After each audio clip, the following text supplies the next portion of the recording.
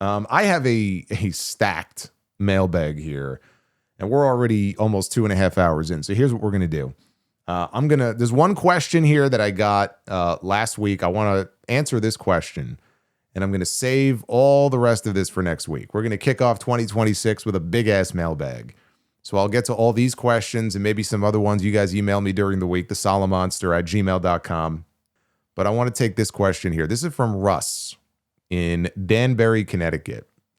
On his Something to Wrestle With podcast, Bruce Prichard was asked if Jim Johnston belongs in the WWE Hall of Fame, and he didn't exactly give him the most enthusiastic endorsement. In my opinion, he buried the guy, but I wanted to know if you heard his comments, and if so, do you agree with what he said? So let's first see what he said. These were the comments that Bruce Prichard made on his podcast about Jim Johnston. I pulled the quote. He said, Jim had a huge contribution to the business in general. Jim wrote the soundtrack for a lot of people's youths. The issue becomes with only having one person to do that. After a while, it all starts to sound the same. It's not a knock on that person. When you look at the body of work that Jim did, it's incredible. However, Jim had a sound. And if you go back, after a while, you start to listen to Jim's work, everything sounds like Bam Bam Bigelow's entrance. That's why we also used Jimmy Hart. That's why Rick Derringer was used. That's why other people were used. I thought his work was great, but when you have so much of it, it can sound the same. Instead of getting more help, you want to keep more control. Let go, man. Take the help. But yeah, Jim, without a doubt, like I said, he soundtracked so many people's lives and did so much. And I thought his work was great, but when you have so much of it, it can sound the same. What he is saying is not wrong. Like, everyone has a certain sound. And if Jim Johnston was resistant to bringing in new people to work with him, if he was like a control freak, then, that's certainly Bruce's side of things. I could see where that would have rubbed people the wrong way in management there. The way that Jim describes being pushed out politically, after 32 years of working for the company, if they were going to get rid of him, it could have been handled a lot better, to say the least.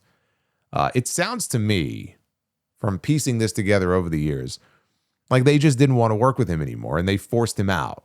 Whether they just wanted a new sound, or they thought he was a headache, or I don't know what he was making. Maybe he was making too much, and they felt like, hey, we could do this a lot cheaper.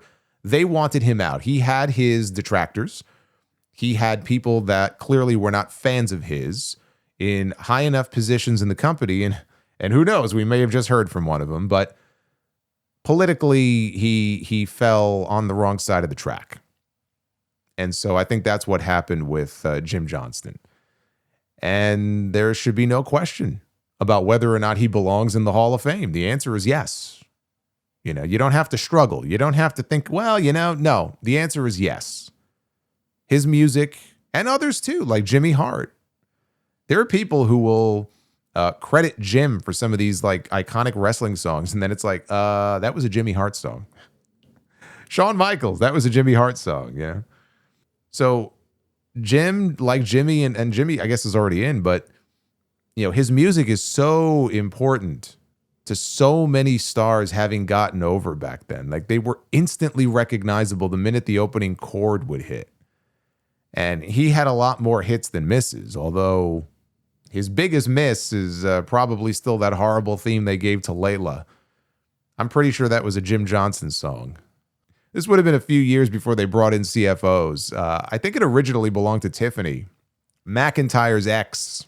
You all remember Tiffany, don't you? The general manager of ECW.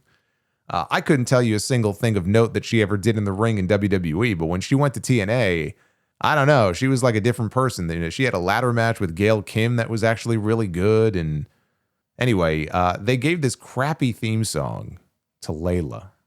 And I bring this up because I know for a fact I made fun of the lyrics once on the Sound Off many years ago. I did like a whole segment on it. And I just mocked these stupid lyrics. It was this horrid song just called Insatiable.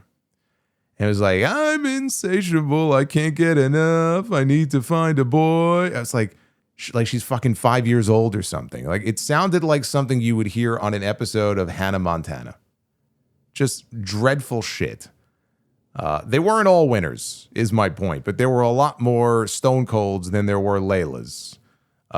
Jim Johnston, he's a composer. Def Rebel, they're producers more than anything, and they produce a lot of shit.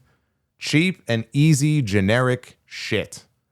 And they may slip a banger in there every now and then. I'm not saying everything that they've ever done is bad, but it sure ain't what it used to be. I would like to see more of a collaboration of different people actually tapping into like what these characters are all about, which is something Jim was really good at.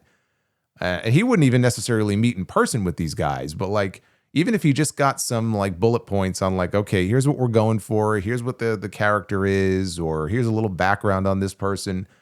And then he would just be alone in his studio and he would just go to work, and he would try to use that information to at least come up with something that gave these songs a more distinct feel.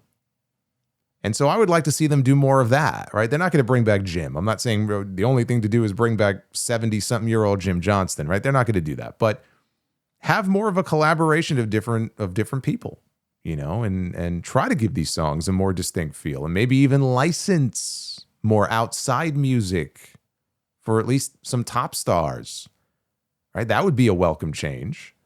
You think TKO would go for that? Yeah, I don't think so.